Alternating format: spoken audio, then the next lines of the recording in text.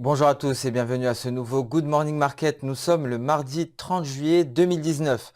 Les indices américains ont clôturé hier en ordre dispersé et cela à la veille du début des négociations sino-américaines concernant la guerre commerciale et 2 jours avant la décision de la politique monétaire de la Réserve fédérale américaine. Donc cette séance sera dominée pour la prudence, pas seulement aux États-Unis, également en Europe. Les marchés européens, quant à eux, ont débuté leur séance en repli. Et la veille, les indices asiatiques ont évolué en légère hausse. Le Nikkei a réagi sans émotion à l'annonce de la BOJ lorsque celle-ci a annoncé qu'elle maintiendrait ses taux inchangés et qu'elle n'hésiterait pas à intervenir si cela était nécessaire. Passons sans plus tarder au calendrier économique du jour. Donc nous avons d'ores et déjà pris connaissance de la production industrielle au Japon et de la décision sur les taux de la BOJ. Donc les taux sont maintenus inchangés. Tôt ce matin, à partir de 7h30, nous avons pris connaissance du PIB en France et des dépenses de consommation en France à 8h45. En début d'après-midi, à 14h, nous prendrons connaissance de l'indice des prix à la consommation en Allemagne et des indices harmonisés des prix à la consommation également. À 14h30 aux États-Unis, nous prendrons connaissance des revenus personnels, des dépenses de consommation personnelle de base et les dépenses personnelles. À 16h ensuite, aux États-Unis, toujours la confiance du consommateur, du Conference Board et les ventes d'immobilier résidentiel en cours. Nous allons passer sans plus tarder à la plateforme X-Station 5 et débuter cette revue des marchés par le dollar index. Le dollar index qui représente le billet vert face à un panier de 6 devises majeures. Donc comme vous pouvez le constater, le billet vert évolue en tendance haussière depuis plusieurs mois à l'intérieur de ce canal haussier. À la veille de la décision de la politique monétaire de la Réserve fédérale américaine, le billet vert ne cesse de se renforcer et se situe actuellement sur ses plus hauts de 2 mois, des plus hauts qui n'ont pas été revisités depuis la fin du mois de mai. L'euro-dollar, quant à lui, est toujours au-dessus de son support à 1,1130 dans l'attente, bien entendu, de la décision de la Réserve fédérale américaine. Alors, est-ce que Jérôme Powell réussira à faire baisser le dollar? C'est la question. Donc, cela, bien entendu, impactera directement la paire euro-dollar. Par rapport au dollar, des antipodes à présent, l'AUD-USD qui poursuit sa chute en direction de son prochain support à 0,6854. Même configuration pour le NZD-USD qui est à présent de l'autre côté de son oblique haussière et qui entre actuellement dans le nuage en direction des 0,66 $.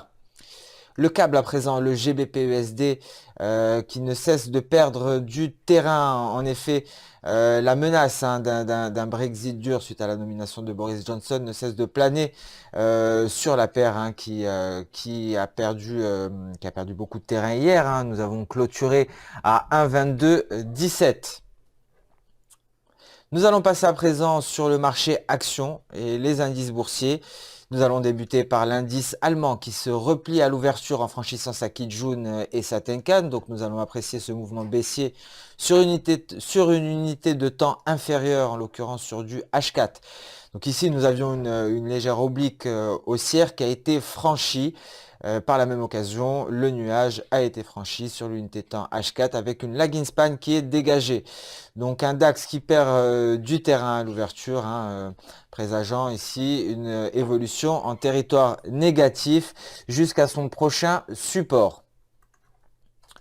Le CAC 40 présente une configuration similaire, en revanche celui-ci se dirige actuellement vers sa Kijun. Je vous rappelle que le DAX l'a déjà franchi, donc la Kijun sur le CAC 40 qui représente le niveau des 5567. Sur une unité de temps inférieure, sur du 4 heures, le CAC 40 est actuellement en train de tester sa SSB et devra franchir le nuage avant de rencontrer son prochain support. Outre-Atlantique à présent, l'US 500, le S&P 500 qui est toujours au-dessus de tous ses supports, donc au-dessus de sa Tenkan et au-dessus de sa Kijun, était relativement stable la veille en léger repli. Celui-ci pourrait se diriger à la baisse en direction des 3000 points sans les atteindre à l'ouverture. Nous allons passer à présent sur le volet des matières premières. Sur le volet des matières premières, le pétrole qui continue de se renforcer avec un Brent qui se dirige vers sa Kijun à 64 dollars 50. Donc en effet, les tensions entre l'Iran et l'Occident tirent les cours du pétrole à la hausse, même si cette évolution, même si cette évolution haussière est freinée par les craintes quant à la demande mondiale de pétrole.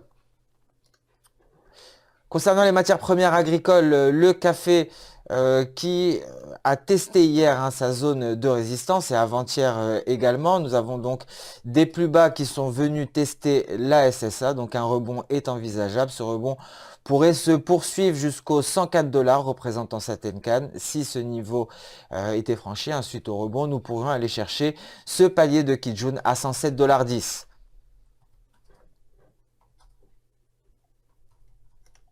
L'or à présent qui se situe au-dessus des 1421, donc c'est le niveau que nous sommes fixés sur cet actif.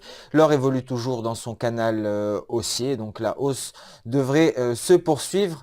À noter que l'or est actuellement en dessous de son niveau de Tenkan journalière et son support est matérialisé par ce palier de Kijun à 1417 dollars l'once. Ce Good Morning Market touche à sa fin. Je vous remercie de l'avoir suivi avec attention. Je vous donne rendez-vous dès demain pour un nouveau point marché. En attendant, je vous souhaite une excellente journée, une bonne séance de trading. N'hésitez pas à liker, commenter ou même partager cette vidéo.